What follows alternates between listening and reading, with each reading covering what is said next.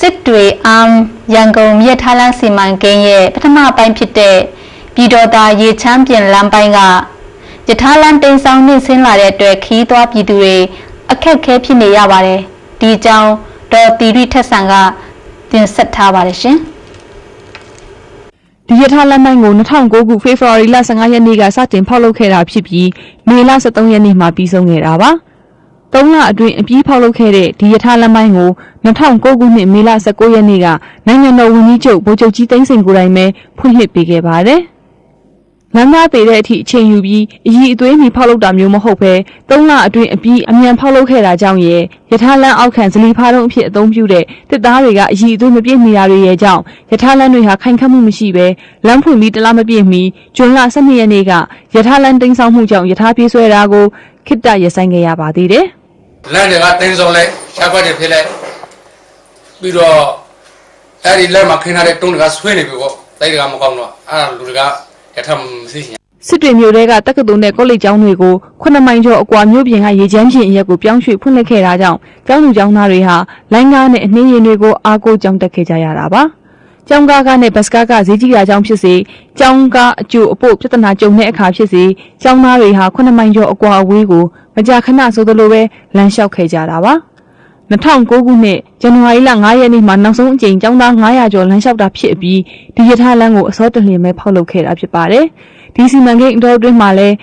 မြစ်ထားလမ်းတစ်လျှောက်ကပြည်သူတွေဟာလေယာမြေတွေအိုးအိမ်တွေသိမ်းဆည်းခံရွှေ့ပြောင်းခံခဲ့ကြရပါသေးတယ်။ရထားဆိုတာကလကားပဲဗျာ။နိုင်ဝက်ခရီးကို3နာရီတောင်မှသွားရတယ်။ကျွန်တော်တို့မှလေတွေဆုံးအိမ်တွေဆုံးတာပဲဒါပဲဖတ်အခုဆိုရင်ရခိုင်ပြည်သူတွေဟာဟိုးအရင်ကတည်းကအားကိုးရရေလမ်းနဲ့ဈေးကြီးပေးရတဲ့မြို့ရင်းလိုင်းကားကိုသာအားကိုးသွားလာနေကြရပါတယ်ရှင်။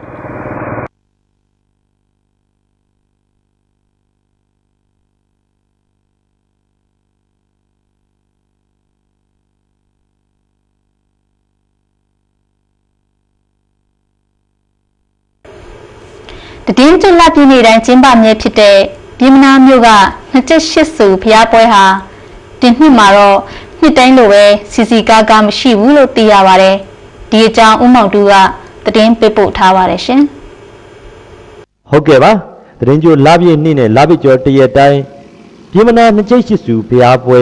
ကျင်းပလေရှိတာပါ။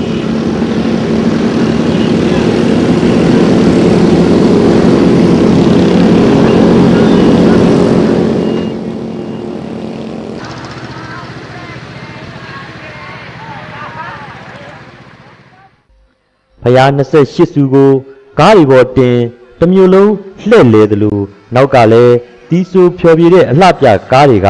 လိုက်လံတချင်းဆူကြတာနှစ်စဉ်ပဲလို့ဆိုပါတယ်။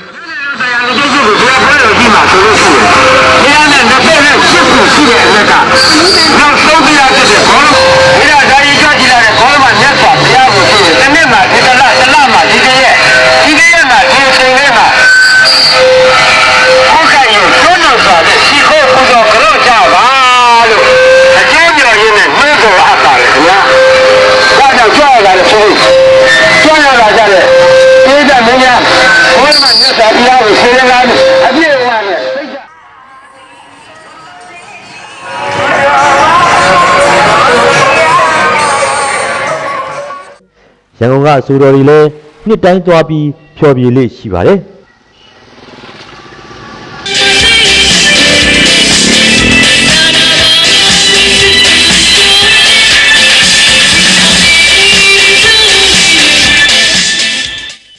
ဒါကြောင့်မလို့အခုနှစ်မှာလည်းအလားပြကားတွေပြင်ဆင်ထားပေမဲ့နေပြည်တော်အနီးပြင်းမနာရဲ့လုံခြုံရေးကြောင့်ဆိုပြီးအာဏာပိုင်တွေကလူစုလူဝေးခွင့်မပြုတာမို့အလားပြကားတွေဟာမြို့တွင်းလှည့်လည်ခွင့်မရတတ်မှတ်နေရာအနည်းကျဉ်းမှာပဲတီးဆိုခွင့်ရကြပါတယ်။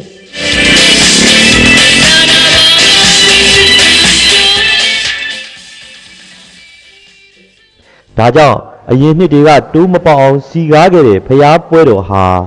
ဒီနှစ်မှာ6ကက်ကက်နဲ့မစီကားပဲပြီးဆုံးခဲ့ရပါတယ်ခင်ဗျာ။